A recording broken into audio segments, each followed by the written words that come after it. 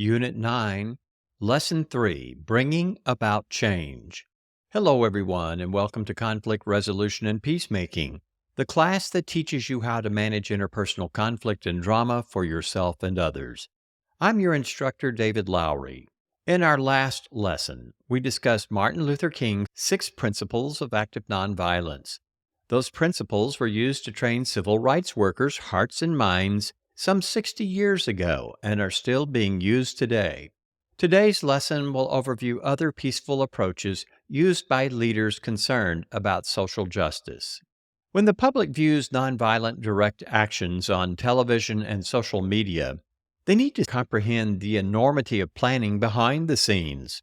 Dr. King's march from Selma to Montgomery wasn't a spontaneous event. It was a well-designed event.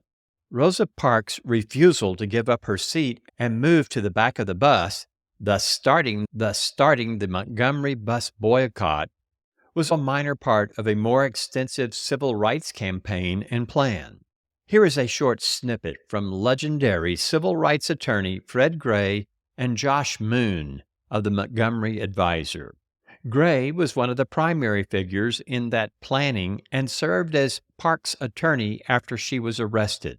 The boycott didn't just happen by accident. It took meticulous planning and thought. It wasn't something that came together overnight. It took discipline and smart people. The reality was that civil rights leaders, led by the local chapter of the NAACP, were looking for a place to make the most noise with a peaceful protest, bringing about nonviolent change. As might be expected, it is a monumental challenge to bring about any form of social or political change. There are competing interests for money, power and control, and social habits and conditioning that sometimes must be overcome. In this lesson, we will discuss a concept of power and basic principles of active nonviolence that activists and organizers use to bring about social change. Gene Sharp's theory of power. Gene Sharp was at the University of Massachusetts, Dartmouth, and founder of the nonprofit Albert Einstein Institution, a center that studies nonviolent action. He formulated a theory of power based on his research of leading nonviolent resistors and their campaigns. According to Sharp, people are either rulers or subjects. Unlike other theories of power, which claims that power flows from a powerful leader at the top of society, Sharp believes the opposite. His theory proposes that rulers derive their power from the consent of their subjects.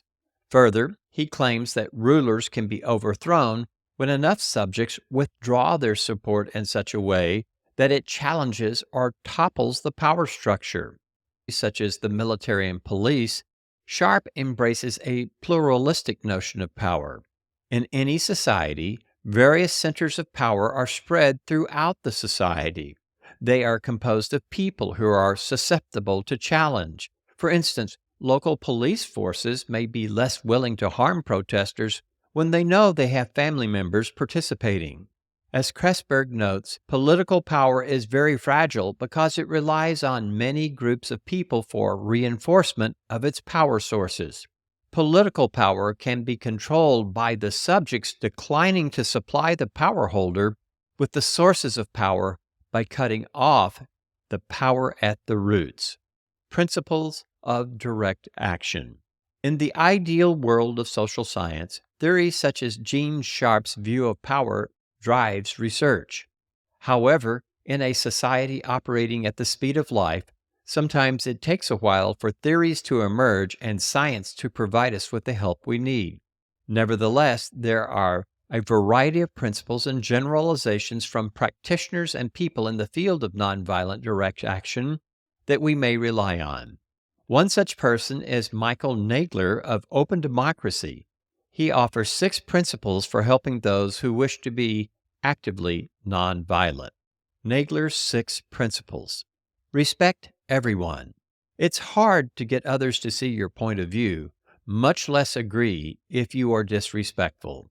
The idea is to win as many as possible from a win-win point of view.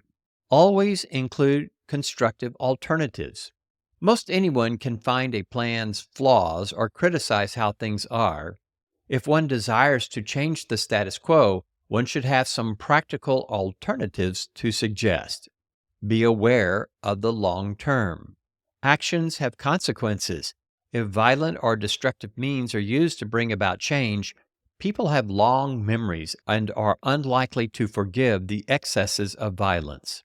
Nonviolent actions have consequences as well.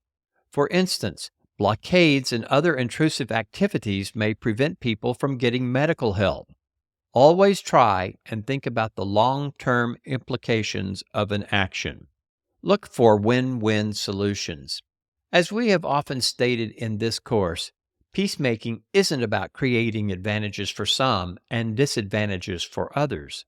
The best solutions create wins for all concerned, in this case, a better society. Use power carefully. Here we are not talking about power and violence, but of active nonviolence. The actions taken through various active nonviolence tactics impact all sides of a social equation.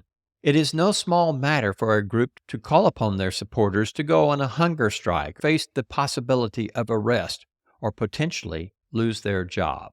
Claim our legacy. Active nonviolence is a worthy effort to impact culture and society. It has a rich history, and its approaches are beginning to be well recognized, if not respected. And even if one's efforts should fail or achieve less than what was hoped, it is better to try than do nothing.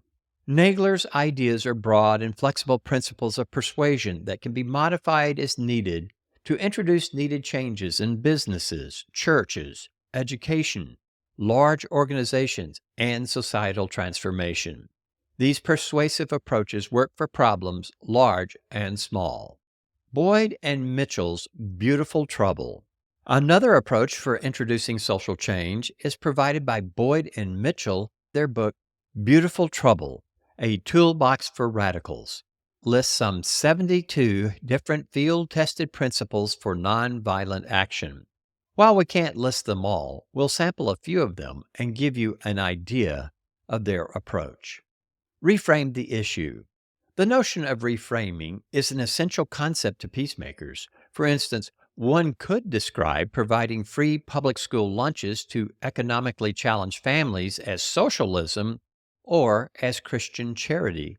It all depends on how one decides to frame an issue. Peacemakers need to be sensitive to the concept of framing. Words are powerful and set the stage for how an idea will be received. Don't dress like a protester. Don't play to stereotypes of angry protesters. Instead, dress like the person you would want to invite to dinner. Even though people wearing masks and costumes may generate a lot of media attention, it may not attract additional sympathizers or undecided individuals to your cause. Kill them with kindness. As you protest, make serious points and fight for social change. Do it with kindness and respect, perhaps more consideration than people will show you. Respect should be shown to police and public officials as well. For large public events, police should be notified well in advance of basic plans, such as the location of your gathering, the expected number of participants, and the public messages and leaflets you intend to hand out. The goal is not to seek approval, but to show proper respect to authorities by helping them plan how to manage crowds and potentially protect you and others. Think narratively. We are more than rational and logical creatures. We are emotional and story-driven beings as well. When explaining your cause, include stories and examples that people can understand. Play to the audience that isn't there.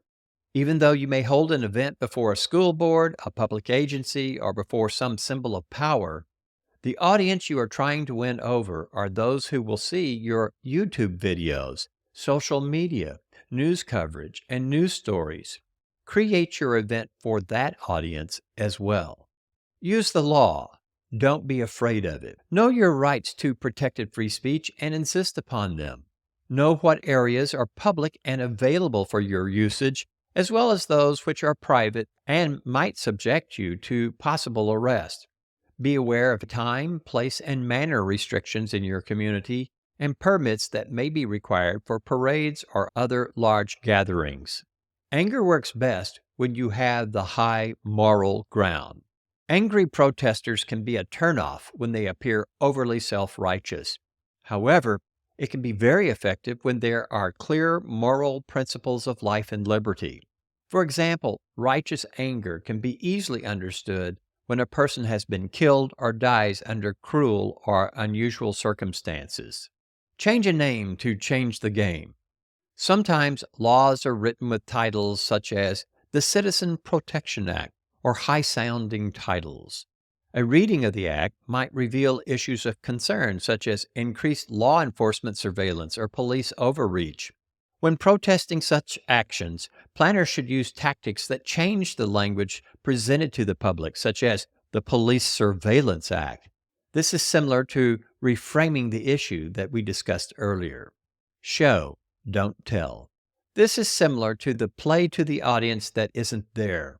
When planning nonviolent direct action, imagine how your group will appear in public and on social media. News media love the unusual and usually focus on exciting posters, groups of people, drama groups, and the like. Saul Alinsky's Rules for Radicals. No discussion of active nonviolent principles would be complete without referencing the work of Saul Alinsky. Alinsky became famous for organizing ghettos, slums, and poor neighborhoods. He is best known for his book, Rules for Radicals, a Pragmatic Primer. Though he was considered a radical in his day, his 13 Rules for Radicals have become standard reading material for political organizers of all persuasions. We will quickly read these principles. Power is not only what you have, but what the enemy thinks you have. Never go outside the expertise of your people. Whenever possible, go outside the expertise of the enemy. Make the enemy live up to its book of rules. Ridicule is man's most potent weapon. A good tactic is one your people enjoy. A tactic that drags on too long becomes a drag. Keep the pressure on. The threat is usually more terrifying than the thing itself. The major premise for tactics is development of operations that will maintain a constant pressure on the opposition. If you push a negative hard and deep enough, it will break through into its counterside. The price of a successful attack is a constructive alternative. Pick the target, freeze it, personalize it, and polarize it. Unlike Gandhi and Martin Luther King, Saul Alinsky did not focus on the cultivation of goodwill of those he opposed. He was a bare-knuckles fighter who often went out of his way to offend those in power. Still, the truth of his rules can easily be reframed into a more peaceful approach that we believe Gandhi and King would approve of. Today, we continued our discussion of active nonviolence and the approach of direct action. We began with Gene Sharp's view of social power and continued our conversation by offering principles for taking direct action by Nagler, Boyd and Mitchell, and Saul Alinsky. Our next podcast will look at some additional methods and tactics peacemakers use to bring about social change. Thank you for joining us today. We encourage you to download a copy of the transcript of this program and use it to answer questions about the lesson.